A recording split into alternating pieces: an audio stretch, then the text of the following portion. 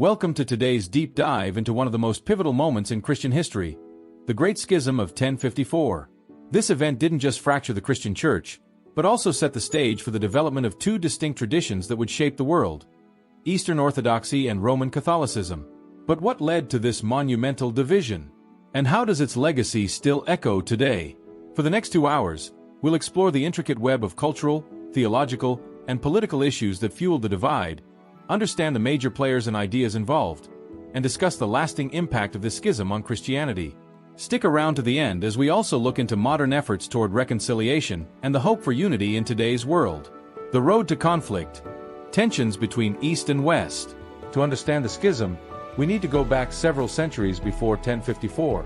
By this point, the Christian Church had already become deeply divided between two main regions, the East and the West. On one side, we had the Eastern Byzantine Empire, centered in Constantinople. Greek was the predominant language, and the Eastern Church developed a rich tradition of mystical theology, monasticism, and liturgical practices. On the other side was the Western Roman Church, led by the Pope, with Latin as the dominant language. This side of the Church was heavily influenced by the structure and legalism of the old Roman Empire. These two halves of the Church grew in very different ways. Theological disputes, cultural differences, and political ambitions started to create cracks in the once unified Christian world. By the 9th century, these cracks were deepening, and both sides began to regard each other with suspicion and distrust. The Filio Controversy, a battle over doctrine. One of the key theological disagreements between East and West was over the Filioque clause.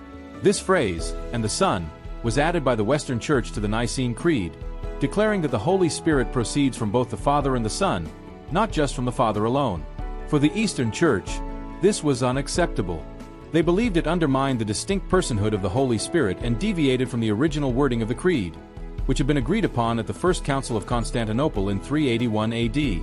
To them, the West's decision to unilaterally change the Creed without consulting the broader Christian community was a breach of ecclesiastical unity.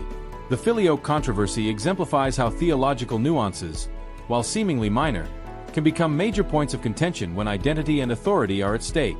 Papal authority versus collegiality, the leadership struggle. Another deep issue was the role of the Pope. In the West, the Pope was seen as the supreme leader of the Church, holding the keys to heaven as the successor to St. Peter. This papal supremacy grew stronger under leaders like Pope Leo IX, who saw the Pope as the ultimate authority on all matters of Christian doctrine.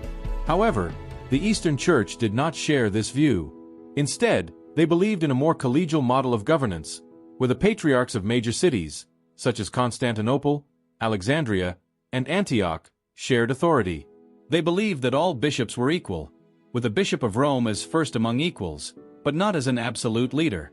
This struggle for leadership and control became the central conflict between the two branches, leading to deeper rifts that couldn't be easily healed.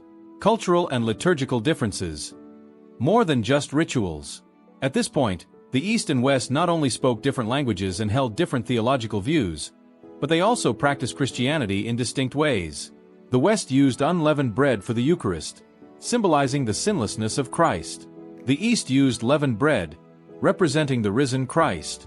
While this might seem like a small detail, it reflected larger differences in how each side approached the faith. The West became more legalistic, focused on doctrine and order, while the East leaned towards mysticism and spiritual experience. These differences created a divide that wasn't just intellectual but was also felt in the day-to-day lives of Christians across the empire. The breaking point. Excommunications of 1054. The final straw came in 1054. Tensions had been simmering for centuries, but this was the moment when the Church would split in two. Pope Leo IX sent an envoy to Constantinople to assert papal authority. However, when the Patriarch of Constantinople, Michael Cerularius, refused to accept the Pope's claims, things took a dramatic turn.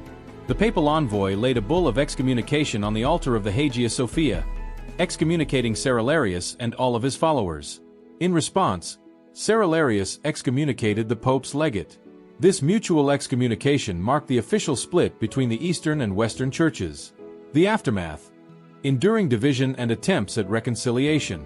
In the centuries that followed, the split between the Eastern Orthodox Church and the Roman Catholic Church hardened. Both sides developed independently of one another, with their own liturgies, practices, and leadership structures. There were some attempts at reunification, particularly during the Crusades, but these efforts were largely unsuccessful. The sacking of Constantinople during the Fourth Crusade in 1204 further deepened the resentment between East and West. However, not all hope was lost. In the modern era, efforts toward reconciliation have been made.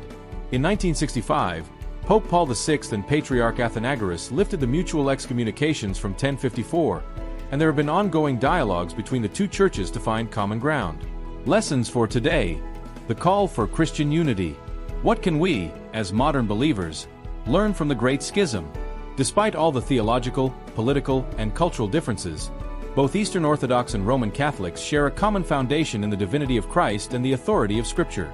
In an era where the Christian witness is more important than ever, perhaps it's time to seek unity once again. There have been steps toward dialogue and cooperation in recent decades, but the road to full reconciliation is still long. Could we, as the body of Christ, find a way to heal the nearly 1,000-year-old wound that separates the Eastern and Western churches? Moving forward in faith. The Great Schism of 1054 may have divided the Church, but it hasn't changed the fact that believers on both sides share a faith rooted in the gospel of Jesus Christ. While we may walk different paths, the call to unity remains. As we reflect on this monumental event in Christian history, let's pray not just for our own traditions but for the reunification of the entire body of Christ. Only through understanding, dialogue, and shared faith can we hope to bridge the divide. Remember to like, share, and subscribe to our channel for more deep dives into the events that shaped our world.